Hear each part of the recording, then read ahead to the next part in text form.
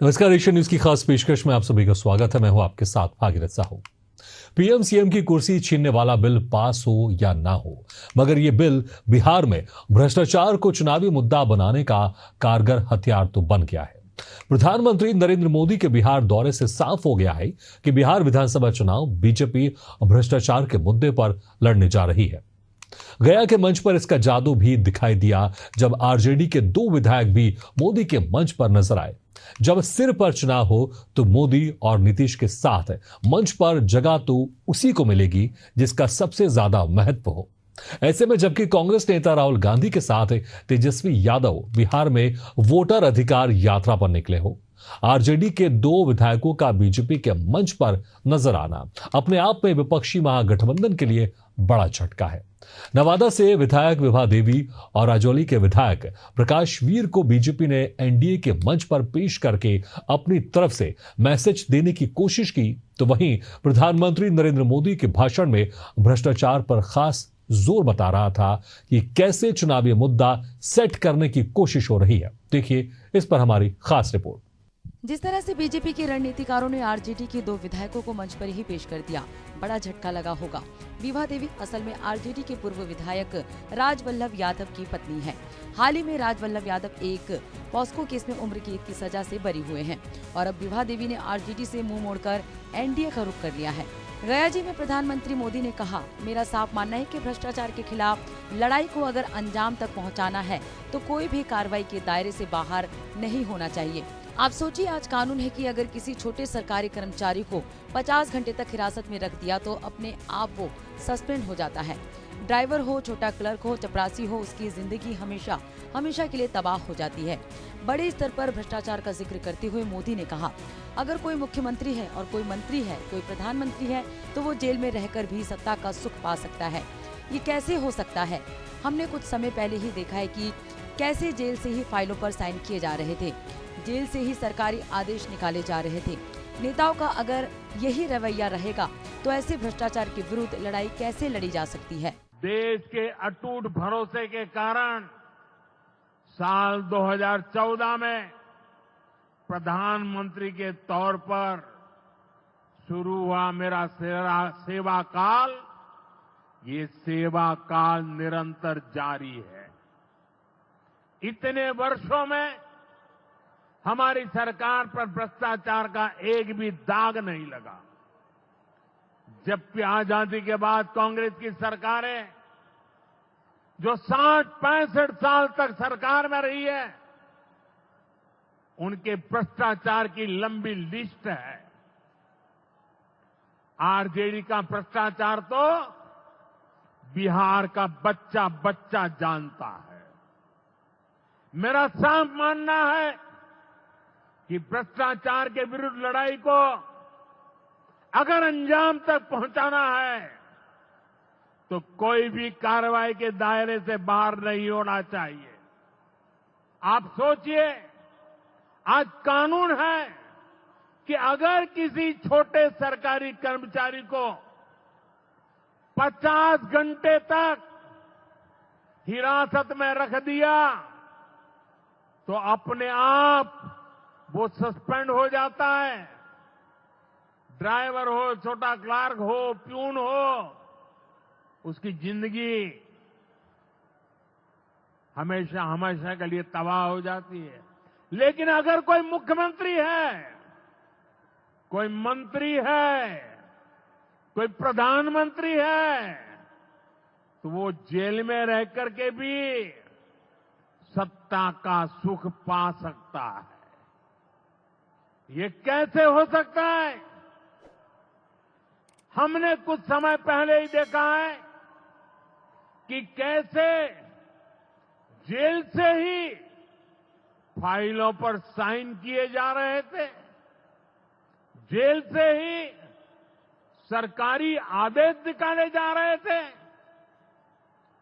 नेताओं का अगर यही रवैया रहेगा तो ऐसे भ्रष्टाचार के विरुद्ध लड़ाई कैसे लड़ी जा सकती है? साथियों, संविधान हर जनप्रतिनिधि से ईमानदारी और पारदर्शिता की उम्मीद करता है। हम संविधान की मर्यादा को तार तार होते नहीं देख सकते। इसलिए एनडीए सरकार भ्रष्टाचार के खिलाफ एक ऐसा कानून लाई है जिसके दायरे में देश का प्रधानमंत्री भी है। इस कानून में मुख्यमंत्री और मंत्रियों को भी शामिल किया गया है। जब ये कानून बन जाएगा तो प्रधानमंत्री हो या मुख्यमंत्री या फिर कोई भी मंत्री, उसे गिरफ्तारी के 30 दिन के अंदर जमानत लेनी होगी और अगर जमानत नहीं मिली तो 31वें दिन उसे कुर्सी छोड़नी पड़ेगी।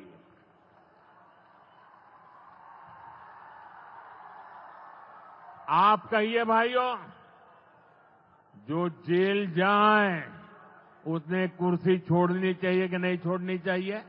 बिहार चुनाव 2025 को देखते हुए पीएम नरेंद्र मोदी ने 13,000 करोड़ की योजनाओं का उद्घाटन और शिलान्यास किया। गयाजी में जनसभा को संबोधित करने के बाद पीएम मोदी बेगूसराय गए। बेगूसराय में 8.015 किलोमीटर लंबा ओंटा सिमरिया पुल का उद्घाटन किया। 1,871 करोड़ की लागत से गंगा पर बना ये पुल अकेला बड़ा प्रोजेक्ट नहीं है। इसके अलावा बक्सर में थर्मल पावर प्लांट, मुजफ्फरपुर में कैंसर हॉस्पिटल, बख्तियारपुर मोकामा में 4 लेन हाईवे, मुंगेर में एसटीपी और सीवरेज नेटवर्क के अलावा औरंगाबाद, बोध गया, जहानाबाद में वाटर सप्लाई प्रोजेक्ट भी शामिल है।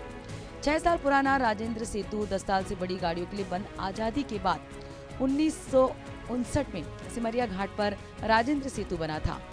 इसके उद्घाटन के लिए प्रधानमंत्री जवाहरलाल नेहरू आए थे। गंगा नदी पर बना ये पुल पटना जिले के मोकामा को बेगूसराय जिले के सिमरिया से जोड़ता है। काफी पुराना होने की वजह से 10 साल पहले बड़े वाहनों के इस पुल से गुजरने पर रोक लगा दी गई थी। इसके बावजूद इस पुल पर जाम लगता रहता है। बड़े वाहन या तो हाजीपुर की तरफ से या मुंगेर से बेगूसराय पहुंचते हैं। इस वजह से लखीसराय में गंगा से निकलने वाली लाल रेत बेगूसराय नहीं पहुंच पाती। इसका असर बरौनी इंडस्ट्रियल एरिया के ट्रांसपोर्ट पर भी पड़ता है। इस नए पुल के शुरू हो जाने से यहाँ चीजों के दाम आधे हो जाएंगे।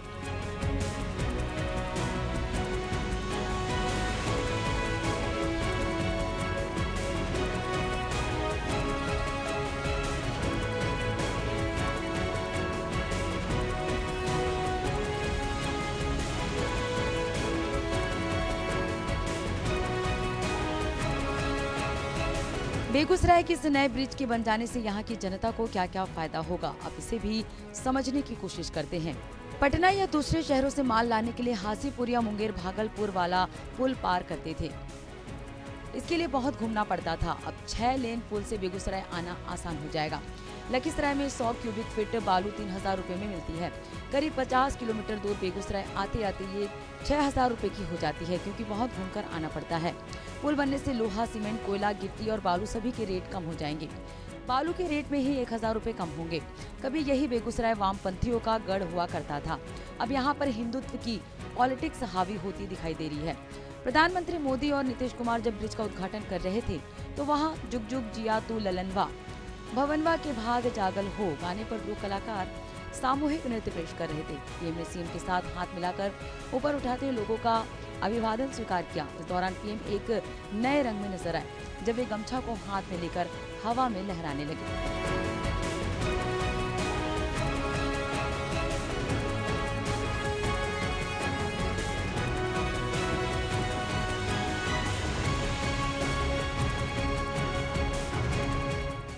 अब जरा इस पुल के राजनीतिक जुड़ाव को भी समझने की कोशिश करते हैं। प्रधानमंत्री नरेंद्र मोदी इसके जरिए मगध नहीं बल्कि मिथिलांचल को भी साध रहे हैं।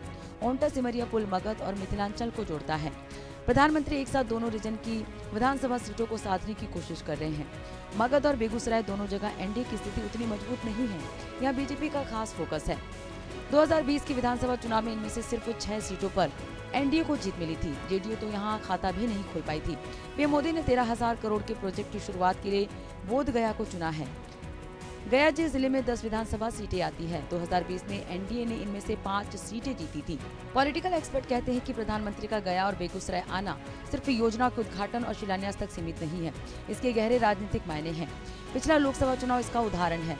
यहाँ बीजेपी के सांसदों को उनके काम के आधार पर नहीं बल्कि मोदी के चेहरे पर वोट मिली। मोदी जहाँ जहाँ गए वहाँ एनडीए को जीत मिली। यही वजह है कि विधानसभा चुनाव से पहले मोदी बार बार बिहार आ रहे हैं। इसमें भी वे खासकर मगध पर फोकस कर रहे हैं। प्रधानमंत्री मोदी के दौरे पर बिहार के मुख्यमंत्री नीतीश कुमार ने क्या कहा, आइए सुनते हैं। मैं आप सबका अभिनंदन करता हूं, आप सबका स्वागत करता हूं। और ये बहुत खुशी की बात है कि आदरणीय प्रधानमंत्री श्री नरेंद्र मोदी जी आज बोध गया पधारे हैं। ये कितनी खुशी की बात है। इस पावन धरती पर मैं उनका स्वागत और अभिनंदन करता हूं। आप सबको स्वागत अभिनंदन करना चाहिए। ये कितनी बड़ी बात है कि आदरणीय प्रधानमंत्री श्री नरेंद्र मोदी जी आपके पास पधारे हैं। तो आप सबको हाथ जोड़ करके आपको करना चाहिए, उनका स्वागत करना चाहिए, उनका अभिनंदन करना चाहिए। चलिए, बहुत अच्छा। साथ ही यहां पर तो और सब लोग उपस्थित हैं ही, इनके बारे में हमने चर्चा की। और आज अवसर पर आदरणीय प्रधानमंत्री जी द्वारा आज यहां से राज्य भर की बिजली, सड़क एवं नगर विकास से संबंधित 14 परियोजनाओं का उद्घाटन एवं शिलान्यास किया जा रहा है। ये कितनी बड़ी बात है। साथ ही 2 ट्रेन को हरी झंडी दिखाकर रवाना किया जा रहा है। इसके लिए बहुत बड़ी बात है, उनका अभिनंदन है, स्वागत है। इन सब की लागत, जो आज बात हो रही है, उन सब की लागत 13,000 करोड़ रुपए से अधिक है। इन सभी योजनाओं से बिहार को काफी फायदा होने वाला है और इसके लिए आदरणीय प्रधानमंत्री जी हृदय से, प्रधानमंत्री जी का हृदय से नमन करता हूं और धन्यवाद देता हूं कि आज इतना बड़ा काम करने के लिए वो यहां पधारे। और इसके अलावे भी आज यहां के बाद आज आदरणीय प्रधानमंत्री जी द्वारा बेगूसराय के सिमरिया जाकर नवनिर्मित गंगा ब्रिज का उद्घाटन किया जाएगा। तो ये आज आए हैं, यहां भी करने जा रहे हैं और वहां भी करने जा रहे हैं। तो ये कितनी बड़ी खुशी की बात है। मैं उनका अभिनंदन करता हूं, उनका नमन करता हूं। मुख्यमंत्री नीतीश कुमार को तो आपने सुना, अब जरा आइए प्रदेश के उप मुख्यमंत्री विजय कुमार सिन्हा को भी आपको सुनवाते हैं। उन्होंने कहा कि एक तरफ बिहार की जनता को प्रधानमंत्री और मुख्यमंत्री से उम्मीदें हैं, तो वहीं दूसरी तरफ जंगल राज के युवराज हैं जो चांदी का चम्मच लेकर पैदा हुए और पक्षपात की राजनीति करने वाले वंशवाद की राजनीति को अपनी जागीर समझकर बिहार का माहौल खराब कर रहे हैं। एक तरफ विकास को बढ़ावा दे रही है तो दूसरी तरफ वंशवाद की राजनीति को बढ़ावा दे रही है। निश्चित तौर पर प्रधानमंत्री का आगमन विकसित बिहार के मजबूत नींव पर मजबूत इमारत खड़ा करने का उनका जो संकल्प है वो साकार हो रहा है। और एक तरफ पूरे बिहारियों के मन के अंदर उत्साह, उम्मीद प्रधानमंत्री मुख्यमंत्री जी से है। दूसरी तरफ ये जंगल राज के युवराज, सोने के चम्मच लेकर जन्म लेने वाले और अनुकंपा की राजनीति कर परिवारवाद की जमींदारी को जागीर समझने वाले लोग बिहार में वातावरण दूषित कर रहे हैं। वो विकास पर चर्चा नहीं करेंगे क्योंकि विकास में कहीं ठहर नहीं रहे हैं। तो स्पष्ट है कि एक विकासवाद को बढ़ावा देता है, दूसरा परिवारवाद को बढ़ावा दे रहा है। एक राष्ट्रवाद को मजबूती दे रहा है, दूसरा राष्ट्रवाद को कमजोर करने में, संवैधानिक संस्था का अपमान करने में और संविधान को बदनाम करने में लगा है। वोट अधिकार यात्रा को लेकर राहुल तेजस्वी आज बिहार के मुंगेर में है। वहां दोनों का रोड शो हुआ। इस दौरान सड़कों पर युवा और कार्यकर्ताओं में काफी उत्साह देखा गया। वहीं राहुल गांधी और तेजस्वी यादव के स्वागत के लिए आरजेडी नेता और पूर्व विधानसभा प्रत्याशी मुकेश यादव घोड़े पर सवार होकर पहुंचे। राहुल और तेजस्वी की एक झलक पाने के लिए बड़ी संख्या में लोग सड़क किनारे खड़े दिखाई दिए। यात्रा के दौरान खानका रामानी में भी राहुल गांधी का भव्य स्वागत किया गया और हजरत मौलाना फैसल वली रहमानी ने राहुल और तेजस्वी के साथ काफी देर तक बातचीत की। इस दौरान देश में विभिन्न परिस्थिति के संदर्भ में बातचीत हुई। बाद में राहुल गांधी ने खानका रहमानी के पूर्व सजाद नसीन मरहूम हजरत वली रहमानी के मजार पर जाकर चादर चढ़ाया। वहीं सियासी गलियारे के जानकारों का मानना है कि राहुल गांधी की सक्रियता को देखते हुए पीएम मोदी उन्हीं इलाकों को टारगेट कर रहे हैं जहां राहुल पहुंचे हैं। ये सीधा राजनीतिक काउंटर है। भाई और बहनों, आप सबका यहाँ बहुत बहुत स्वागत, नमस्कार। कैसे हैं आप लोग? आप बिहार में वोट चोरी होने दोगे? कोई कर सकता है? भाई और बहनों, सालों से लग रहा था कि चुनाव में कोई ना कोई गड़बड़ है। महाराष्ट्र में साफ पता लगा, लोकसभा और विधानसभा के बीच में 4 महीनों में 1 करोड़ नए वोटर जादू से इलेक्शन कमीशन ने पैदा कर दिए। लोकसभा में हमारा गठबंधन जीतता है, 4 महीने बाद विपक्ष बीजेपी का गठबंधन जीतता है। हमारे वोट कम नहीं हुए, जितने हमें मिले थे उतने ही हमें मिले और बीजेपी के जहां भी नए वोटर आए थे वहां पे बीजेपी की जीत हुई थी। मतलब महाराष्ट्र का चुनाव, हरियाणा का चुनाव इन्होंने चोरी किया। महाराष्ट्र के बाद हमने थोड़ी अपनी इंक्वायरी शुरू की। कर्नाटक में 1 सीट चुनी, बेंगलोर सेंट्रल, और उसमें 1 विधानसभा में हमने सारी की सारी वोटर लिस्ट चेक की। फोटो को फोटो से मिलाकर, हर नाम को हर दूसरे नाम से मिलाकर, और हमने 1 लाख से ज्यादा फर्जी वोटर एक असेंबली में ढूंढ के निकाले।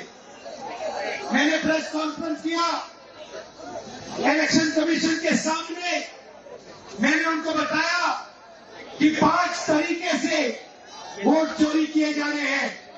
डुप्लीकेट वोटर, फेक एड्रेस, एक एड्रेस में 50-60 लोग आए हैं, फॉर्म 6 एड्रेस 0000 और फेक फोटो, या जिसमें किसी की फोटो ही नहीं दिख रही है।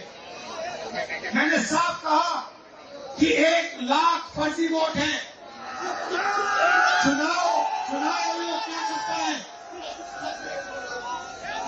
चुनाव आयोग क्या करता है? ये नहीं कहता कि विपक्ष के नेता ने आरोप उठाया है, चलो चेक करते हैं। ये नहीं किया, उल्टा मुझे कहते हैं आप एफिडेविट दो, और उसके बाद कहते हैं कि ये पहले कंप्लेंट क्यों नहीं की। कहते हैं कि अगर 1 सप्ताह के अंदर आपने एफिडेविट नहीं दिया तो इस कंप्लेंट का कोई मतलब नहीं है। जिम्मेदार हुआ है, जिम्मेदारी उनकी है, चोरी उनकी पकड़ी गई, और मुझे कहते हैं आप एफिडेविट लाओ। इलेक्शन कमीशन से मैं कहना चाहता हूं, पूरा देश आपसे एफिडेविट मांगने का काम करेगा। थोड़ा सा समय दे दो। हर स्टेट में, हर विधानसभा में, हर लोकसभा में हम आपकी चोरी पकड़ के देश को दिखाने जा रहे हैं। मगर इन्होंने क्या किया? बिहार के लिए जैसे मोदी जी स्पेशल पैकेज की बात करते हैं, बिहार के लिए ये एक नया स्पेशल पैकेज लाए हैं। उसका नाम है SIR। SIR का मतलब नए तरीके से चोरी करना। इन्हें मालूम पता लग गया है कि हमने उनकी चोरी पकड़ ली।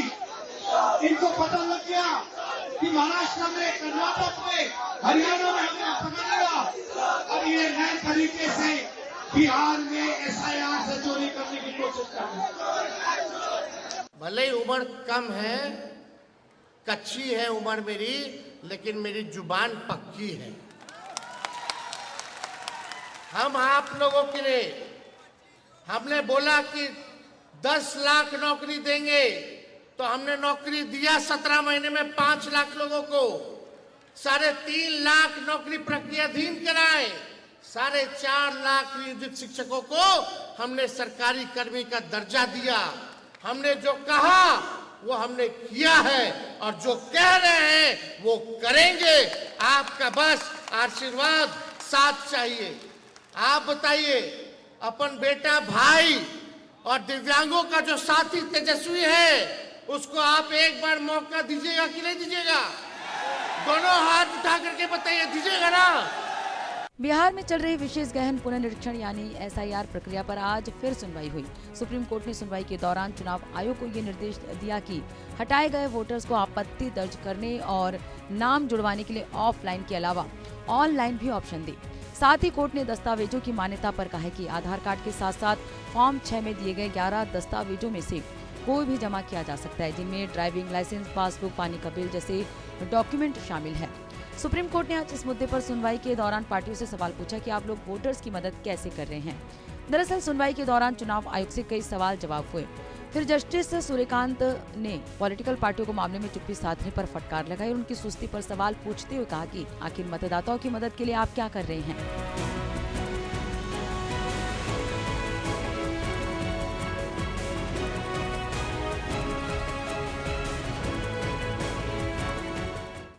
कांग्रेस के वोटर अधिकार यात्रा की काट भाजपा ने तैयार कर ली है। पीएम-सीएम की कुर्सी छीनने वाला बिल इसके लिए कारगर हथियार बन गया और अब इसी भ्रष्टाचार को हथियार बनाकर बिहार में एक बार फिर भाजपा एनडीए की सरकार बनाने की कवायद में लगी हुई है। ऐसे में कांग्रेस के वोटर अधिकार पर एनडीए का भ्रष्टाचार वाला हथियार कितना कारगर होगा, ये तो आने वाला चुनाव परिणाम ही बताएगा। इसी के साथ हमारी खास पेशकश में फिलहाल इतना ही, लेकिन खबरों का सिलसिला लगातार जारी। आप देखते रहिए एशियन न्यूज।